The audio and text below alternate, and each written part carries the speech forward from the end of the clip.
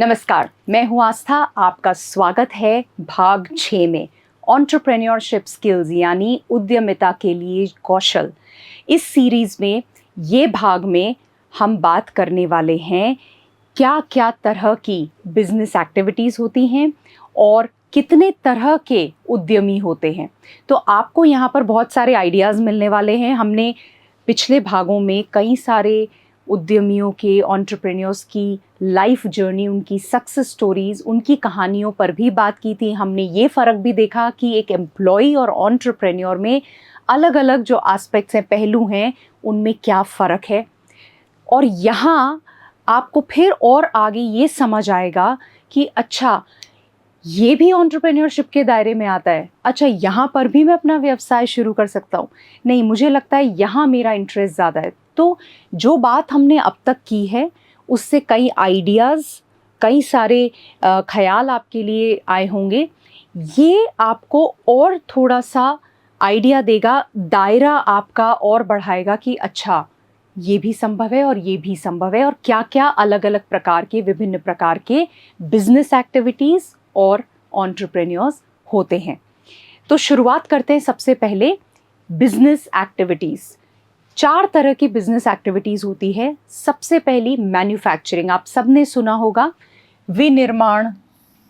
विनिर्माण व्यवसाय यानी कि जहाँ पर कुछ कच्चा माल है, उसको प्रोसेस करके, उसको तैयार करके उत्पाद तैयार किया जाता है। उसके ज़रिए रॉ मटेरियल से फिनिश्ड प्रोडक्ट यानी फाइनल जो आपका प्रोडक्ट है, आपका उत्पाद है, वो तैयार किया जाता है, उसमें परिवर्तित किया जाता है। उसे हम मैन्युफैक्चरिंग कहते हैं।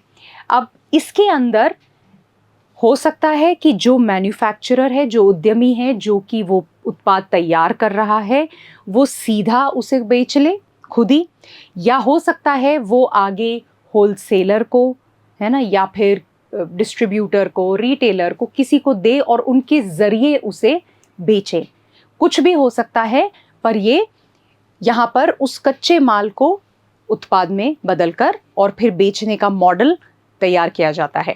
अब उदाहरण के तौर पर देखते हैं, कार्तिक है, उसकी फैक्ट्री है जहाँ पर प्योरिफाइड पैकेज ड्रिंकिंग वाटर यानी कि शुद्ध पैकेज पेयजल, आपने देखा होगा बिस्लेरी की बोतल आती है, तो जो पेयजल है, पैकेज्ड पानी, वो मैन्युफैक्चर होता है, उसका निर्माण इस फैक्ट्री के अंदर होता है। अब ये एक उदाहरण है विनिर्माण व्यवसाय का। ये आप ध्यान रखिएगा, मैन्युफैक्चरिंग बिजनेस यानी कि विनिर्माण व्यवसाय का उदाहरण ये है।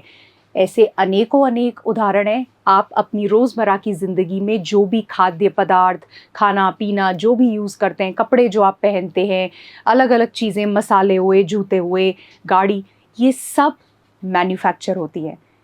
रॉ मटेरियल होता है, कई चीज़ें होती हैं, उनको प्रोसेस किया जाता है और उसके बाद आपका फाइनल प्रोडक्ट या उत्पाद तैयार होता है। और ये सब फैक्ट्रियों में किए जाते हैं।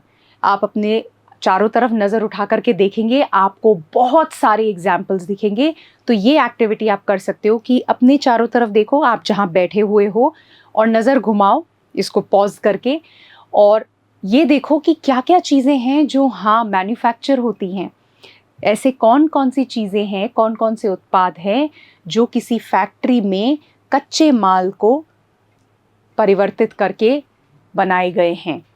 तो आपको क्लियर होगा कि कितना सारा काम इस मैन्युफैक्चरिंग बिजनेस एक्टिविटी के अंतर्गत आता है। अब ऑटोमोटिव, एरोस्पेस, ये कुछ उदाहरण हैं।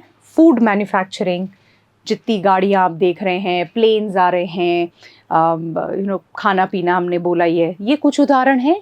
पर जैसा मैंने कहा, आप देखेंगे तो आपको बहुत सारे उदाहरण मिलेंगे जो इसके अंतर्गत आते हैं। दूसरा जो बिजनेस एक्टिविटी है वहीं पर, वो है ट्रेडिंग बिजनेस यानी कि व्यवसाय करना। यानी ये जो उद्यमी हैं, इनको मैन्युफैक्चरिंग से मतलब नहीं है। मुझे उस उत्पाद को बनाने में कोई इंटरेस्ट नहीं है, मेरी उसमें रुचि नहीं है, लेकिन वो हो सकता है कोई मैन्युफैक्चरर है जो उसका निर्माण कर रहा है, लेकिन उसके बाद में वो जो वस्तु या उत्पाद है, उसको केवल जो तैयार माल है उसको खरीद कर और आगे बेचना। मैंने निर्माण नहीं किया, लेकिन वो वस्तु या उत्पाद का निर्माण किसी और ने किया, मैन्युफैक्चरर ने किया, जो अभी हमने देखा, और उसको मैंने केवल खरीदा, तैयार माल को मैंने खरीदा और फिर उसके लिए पैसा दिया और आगे उसको बेचा, और उसमें जो मुनाफा कमाया वो मेरा बिजनेस है, वो मेरा कार्य है। तो ट्रेडिंग का मतलब उस चीज में उस चीज को लेकर के और आगे देना। Facilitates the act of bringing the finished goods from manufacturing unit to the buyer or customer। उदाहरण, मोबाइल फ़ोन है, बना कोई और रहा है, फैक्ट्री में बन रहा है, मैंने जाकर के डायरेक्ट जो मैन्युफैक्चरर है उससे या होलसेलर से ख़रीदा और फिर मैंने आगे ग्राहक को बेचा। ग्राहक मुझसे ले रहा है, उसको मतलब नहीं है मैं कहाँ से ला रही हूँ, लेकिन मैंने न उसको बनाया, मैंने तैयार माल खरीदा और आगे बेचा। ये हुआ ट्रेडिंग बिजनेस। केवल व्यवसाय करना, उस उत्पाद को बनाना मेरी जिम्मेदारी नहीं है। उदाहरण के तौर पर फिर से आप अगर अपने आजू बाजू देखेंगे, फार्मेसी, दवाई की दुकान पर आप अक्सर जाते हैं, तो गुप्ता फार्मेसी है मान लीजिए, वो बेचते हैं दवाइयाँ, और वो दवाइयाँ कहाँ से आ रही है? गुप्ता फार्मेसी तो वो दवाइयाँ नहीं बना रही है, वो दवाइयाँ वो अलग अलग फार्मास्यूटिकल कंपनीज में बनती हैं, और गुप्ता फार्मेसी सिर्फ ट्रेडिंग बिजनेस में वो केवल उसको बेच रही है। तो मैन्युफैक्चरर से वो कस्टमर तक, ग्राहक तक उसको लेकर आ रही हैं। ये हुआ आपका ट्रेडिंग बिजनेस। उदाहरण इसके सबसे बड़ा उदाहरण आपका सुपरमार्केट हुआ, ई कॉमर्स की जो वेबसाइट्स हैं, अगर आप अमेज़ॉन, फ्लिपकार्ट ये सब देखेंगे, इस पर जो भी कुछ उत्पाद है जिनको आप खरीदते हो, ये खुद फ्लिपकार्ट नहीं बना रहा, अमेज़ॉन नहीं बना रहा। आप किसी डिपार्टमेंटल स्टोर पे जाते हैं, किसी कई बार कपड़े की दुकान पर भी जा रहे हैं, हो सकता है वो ड्रेसेस, वो कपड़े उन्होंने नहीं बनाए हैं, किसी और ने बनाए और वहाँ से इन्होंने लिया और आगे बेच रहे हैं। ये हुआ आपका ट्रेडिंग बिजनेस। तीसरा आता है, तो हमने पहला देखा मैन्युफैक्चरिंग, दूसरा हमारा ट्रेडिंग, तीसरा जो आ जाता है वो है सेवा व्यवसाय। आज सेवा व्यवसाय हुआ कि कोई भी व्यावसायिक गतिविधि जो अमूर्त हो, यानी कि इनटैंजिबल, देखा नहीं जा सकता, महसूस नहीं किया जा सकता, मतलब मैं उसे छू नहीं सकती हूँ, कोई उत्पाद वहाँ पर नहीं है, है ना, लेकिन उसको खरीदा जा सकता है, उस सर्विस को, उस सेवा को खरीदा जा सकता है, उसे हम सर्विस बिजनेस कहते हैं। अब निश्चित तौर पर जैसे ही मैंने आपको सर्विस बिजनेस के बारे में बताया, आपके जहन में कई चीज़ें आई होंगी। फिर से आप अपने ज़िंदगी में देखिए, रोज़मर्रा की लाइफ में देखिए, कहाँ कहाँ पर आप सर्विस बिजनेस, सेवा व्यवसाय का उदाहरण देख पा रहे हैं, कहाँ आप प्रयोग कर रहे हैं या आप खरीद रहे हैं सेवा, है ना। अच्छा, इसके अंदर कोई फिक्स टाइम नहीं है कि आपका प्रोडक्ट है या उत्पाद है तो उसकी एक्सपायरी भी होती है, इतने वक्त में यूज़ कर लो तो ठीक है, नहीं तो ये एक्सपायर हो जाएगा। खाने के जो पदार्थ आप लाते हो, फल लाए आप या कोई आटा लाए आप या आपने कोई पैकेज कुछ खरीदा, उन पे एक्सपायरी डेट होती है, उनकी शेल्फ़ लाइफ होती है, उसके बाद वो ख़राब हो जाते हैं, है ना। लेकिन सर्विस के अंदर कोई निश्चित समय नहीं है, कोई फिक्स टाइम नहीं है, फ्लेक्सिबल है ना, और कस्टमर की डिमांड के हिसाब से ये होती है, उसके हिसाब से लचीली होती है, फ्लेक्सिबल होती है। उसके बाद में इनको कोई शॉप की भी ज़रूरत नहीं है, हो सकता है मैं अपने घर के अंदर ही बैठ कर के वो सेवा लोगों को प्रदान कर रही हूँ, मेरे को बाहर जाने की ज़रूरत नहीं है, कोई दुकान खोलने की ज़रूरत नहीं है, कोई ऑफिस लेने की ज़रूरत नहीं है, फिर भी वो सर्विस व्यवसाय, सेवा व्यवसाय मैं कर सकती हूँ। उदाहरण ध्यान आ रहा है? जैसे आप ये सुन रहे हो, आ रहा है? तो आप डिजिटल मार्केटिंग सेवाएं दे रहे हैं मान लीजिए, राइट। हो सकता है आप और कौन सी सेवा है जो आपके लिए जहन में आ रही है? एग्जाम्पल, अमर पेंटिंग कॉन्ट्रैक्टर है तो वो एक सर्विस बेस्ड बिजनेस है, पेंटिंग के ठेकेदार हैं, तो वो क्या बेच रहे हैं, पुताई करने की जो सर्विस है।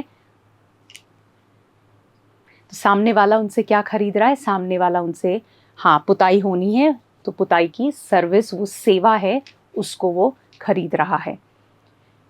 और भी और उदाहरण क्या हो सकते हैं सेवा के, आप मान लीजिए जा रहे हैं किसी ब्यूटी पार्लर में, सैलून में, वहाँ आपको जो भी दिया जा रहा है वो एक सेवा है ना। वहाँ पर सेवा है क्योंकि आप मसाज करा रहे हैं, आप बाल कटवा रहे हैं, फेशियल करवा रहे हैं, सब सेवा है। उसी तरीके से कोच है, टीचर हैं, वो क्या दे रहे हैं, सेवा। वहाँ पे कोई दिखने वाला प्रोडक्ट नहीं है, उत्पाद नहीं है, केवल सेवा है जिसके लिए आप पैसे दे रहे हैं और उसे आप खरीद रहे हैं। तो ये हुआ आपका सेवा व्यवसाय। लॉयर्स, होटल्स, क्लिनिक्स, ये बहुत बढ़िया एग्जाम्पल हैं। आप रोज़ रेस्टोरेंट में जाते हैं, खाना खाते हैं, कैफ़े में जाते हैं। लॉयर है जो लीगल कोई आपके कार्य हैं, डॉक्टर्स के पास आप जाते हैं, ये सब सेवा है। और अब आता है अंतिम बिजनेस एक्टिविटी, हाइब्रिड बिजनेस। अब हाइब्रिड का मतलब क्या होता है, जिसमें मिक्स है, दोनों चीज़ें हैं। ये ऑफर करती हैं कॉम्बिनेशन, यानी कि ग्राहकों के लिए प्रोडक्ट्स और सर्विस, उत्पाद और सेवा, दोनों का संयोजन। तो केवल उत्पाद, मैन्युफैक्चरिंग हुआ, ट्रेडिंग हुआ, केवल सेवा, सर्विस व्यवसाय हुआ, और उनका संयोजन हाइब्रिड बिजनेस कहलाता है। अब उदाहरण देखते हैं यहाँ पर। सबसे बढ़िया उदाहरण, आप सब फ़ोन यूज़ करते हो, तो कोई भी टेलीकॉम कंपनी है, आप एयरटेल की बात कर लो, आप वोडाफोन की बात कर लो, कोई भी टेलीकॉम कंपनी दोनों चीज़ें देती है। फिजिकल प्रोडक्ट भी होता है, उत्पाद भी होता है। क्या होता है, आपने फ़ोन खरीदा, मे बी फ़ोन है, आपका राउटर है, ये आपके फिजिकल प्रोडक्ट हो गए। और साथ में इनटैंजिबल सर्विस, यानी कि अमूर्त सेवाएं, जो पकड़ ना सको, देख ना सको, ऐसी सेवाएं हैं। वो कौन सी हैं, वॉइस है, डेटा है, इंटरनेट है, इंटरनेट कनेक्टिविटी है, ये सारी चीज़ें। तो दोनों चीज़ें प्रदान करते हैं टेलीकॉम प्रोवाइडर। ये आपकी हाइब्रिड बिजनेस हो गया, जिसमें कि फिजिकल प्रोडक्ट भी है और आपका सर्विस भी है, सेवा भी है ना। तो ये आपकी 4 तरह की बिजनेस एक्टिविटीज़ थी। अब हम आते हैं, जैसा मैंने कहा था, अलग अलग तरह के एंटरप्रेन्योर्स, उद्यमी, किस क्षेत्र में उद्यमिता संभव है वो आप देख पाओगे, और आइडिया भी मिलेगा, क्लैरिटी भी मिलेगी। चलिए शुरुआत करते हैं। तो सबसे पहले सर्विस एंटरप्रेन्योर। तो जैसे अभी हमने देखा, सर्विस बिजनेस, सेवा व्यवसाय।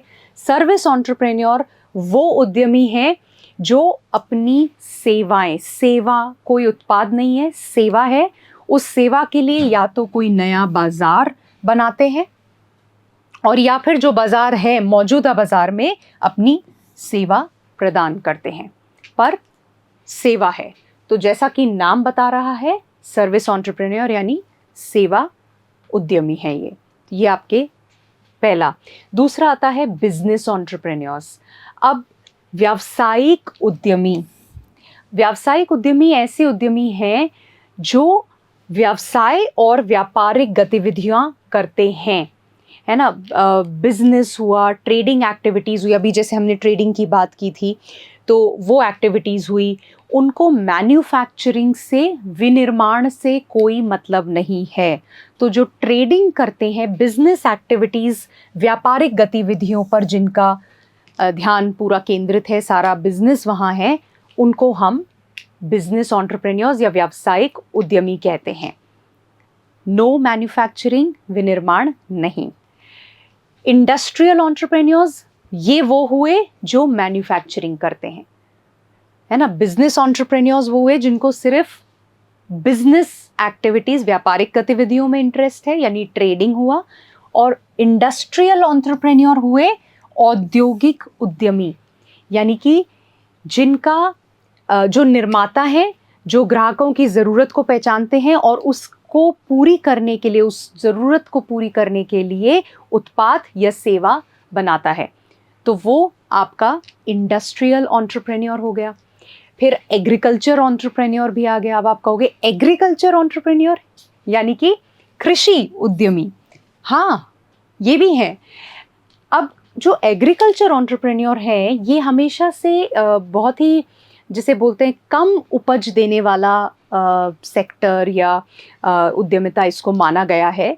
लेकिन यहाँ क्या होता है, नए और इनोवेटिव टेक्नोलॉजी का प्रयोग किया जाता है ताकि जो उपज है उसको बढ़ाया जा सके। तो नई तकनीक क्या हो सकती है, क्या करता है एक कृषि उद्यमी, वो यही सोचता है कि कैसे नवाचार हो, कैसे और तरीके लाए जाएं ताकि यील्ड बढ़ाई जा सके, आपकी उपज बढ़ाई जा सके, है ना। तो इस वजह से एग्रीकल्चर एंटरप्रेन्योरशिप या कृषि उद्यमी उत्पन्न हुए। ये फील्ड इसीलिए आई। तो अगर आपको लगता है कि मुझे खेती बाड़ी के बारे में बहुत अच्छी जानकारी है या मेरे घर में उसका बैकग्राउंड है, वो एक मेरी ताकत है, स्ट्रॉन्ग पॉइंट है और मेरी रुचि भी है उसके बारे में और समझने की, तो एग्रीकल्चर एंटरप्रेन्योरशिप या कृषि उद्यमिता या उद्यमी आप बन सकते हैं और इस क्षेत्र में भी बहुत स्कोप है। फिर आते हैं आपके टेक्निकल एंटरप्रेन्योर्स। अब तकनीकी उद्यमी, जैसा कि नाम बता रहा है, टेक्निकल पूरा, है ना। तो आपकी मशीन्स हुए, टूल्स हुए, क्या नए प्रोसेस हो सकते हैं, वो सारी चीज़ें, ये अपना जो तकनीकी ज्ञान है ना, विशेषज्ञता है, तकनीकी विशेषज्ञता, जो एक्सपर्टीज़ हैं इनकी, उसका प्रयोग करते हैं और नई चीज़ें लाने में। क्या नई मशीन आ सकती है, क्या नया तरीका हो सकता है किसी चीज़ को करना, तो ये बिल्कुल टेक्निकल चीज़ में लगे हुए होते हैं। वहीं आपके कांस्टेंट इनोवेशन या नवाचार चलता है ताकि जो इंडस्ट्रियल प्रोसेसेस हैं, जो प्रक्रियाएं हैं, वो और बेहतर हो सकें। क्योंकि हो सकता है ऑलरेडी आपकी इलेक्ट्रॉनिक्स में, मैकेनिकल में, इन सब में मशीनें भी हैं, प्रोसेसेस हैं, चीज़ें ऑलरेडी चल रही हैं, लेकिन कैसे उनको बेहतर बनाया जाए, कैसे उनको और ज़्यादा एफिशिएंट बनाया जाए, है ना, ये आप देखेंगे। तो अगर आपने सुना हो इंजीनियरिंग में, कई इंजीनियर्स जो होते हैं उसमें इलेक्ट्रॉनिक्स, सिविल, मैकेनिकल, ये वाले जो क्षेत्र होते हैं, ये वाली जो फील्ड्स होती हैं, वो टेक्निकल एंटरप्रेन्योरशिप के लिए होती है। मतलब वो जो नॉलेज है या उस क्षेत्र के लोग यहाँ टेक्निकल एंटरप्रेन्योरशिप में कुछ कर सकते हैं, है ना। तो कैसे और बेहतर हो और नए नए चीज़ें, नव प्रवर्तन करते रहते हैं। वहीं पर नॉन टेक्निकल एंटरप्रेन्योर्स होते हैं, वो पूरे टेक्निकल हैं, अपनी टेक्निकल एक्सपर्टीज़ का प्रयोग कर रहे हैं कुछ नया बनाने में और बेहतर करने में प्रोसेस को। ये नॉन टेक्निकल हैं, ये अपनी एक्सपर्टीज़ देते हैं किसी भी जो टेक्निकल वाले हैं उनके लिए जो बची हुई सर्विसेज है। टेक्निकल का फोकस सिर्फ उस प्रोसेस, उस टेक्निकल एक्सपर्टीज़ को लाने में है। जो गैर तकनीकी है, ये तकनीकी वालों के लिए सेवाएं प्रदान करते हैं अपनी विशेषज्ञता के हिसाब से। यानी कि और भी कई एस्पेक्ट होते हैं बिजनेस के। हो सकता है किस तरीके से मार्केटिंग होनी चाहिए, या हो सकता है बिजनेस मॉडल कैसा होना चाहिए, ऑपरेशंस कैसे होंगे, कई और चीज़ें हैं। तो ये नॉन टेक्निकल, जिनका कोई लेना देना नहीं है उस टेक्निकल एक्सपर्टीज से, तो ये टेक्निकल वालों को, तकनीकी वालों को सपोर्ट करते हैं, सर्विसेज देते हैं गैर तकनीकी। इनकी एक्सपर्टीज़ है नॉन टेक्निकल एस्पेक्ट्स में। तो एक प्रोडक्ट और एक सर्विस, एक उत्पाद या सेवा के नॉन टेक्निकल यानी गैर तकनीकी एस्पेक्ट, क्योंकि एक व्यवसाय को चलाने में मैं तकनीकी तौर पर बहुत स्ट्रॉन्ग हो सकता हूँ या हो सकती हूँ, लेकिन कई सारे ऐसे पहलू हैं जो गैर तकनीकी हैं लेकिन वो उस व्यवसाय के लिए ज़रूरी हैं। तो हो सकता है आप ये कहें कि हाँ, इन लोगों को जो तकनीकी वाले हैं, ये बची हुई सेवाएं मैं प्रदान कर सकता हूँ। तो गैर तकनीकी एंटरप्रेन्योर। प्रोफेशनल एंटरप्रेन्योर्स,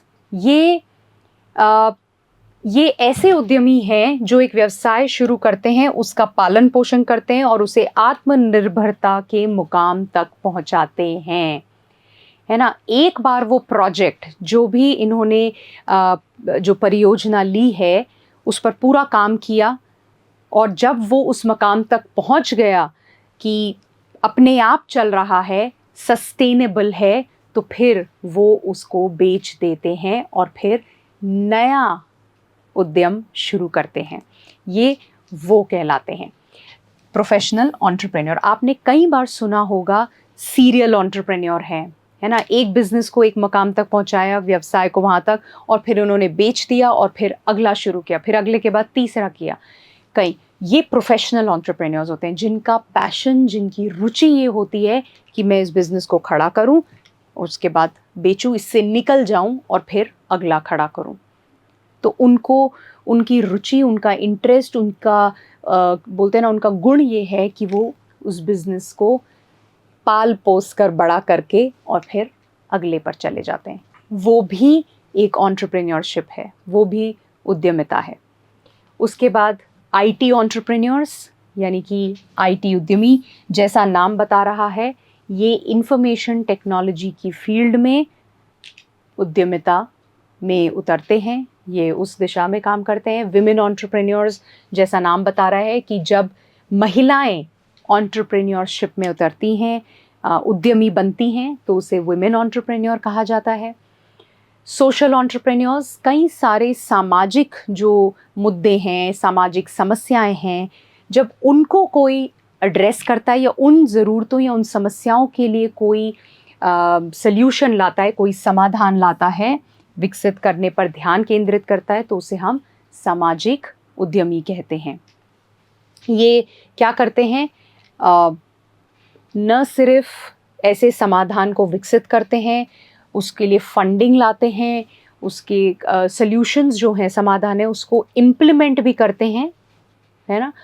और ताकि सोसाइटी, समाज जो है, कल्चर है, एनवायरनमेंट है, पर्यावरण है, वहाँ पर बेनिफिट हो, तो उस कॉज के लिए उस दिशा में ही ये कार्य करते हैं।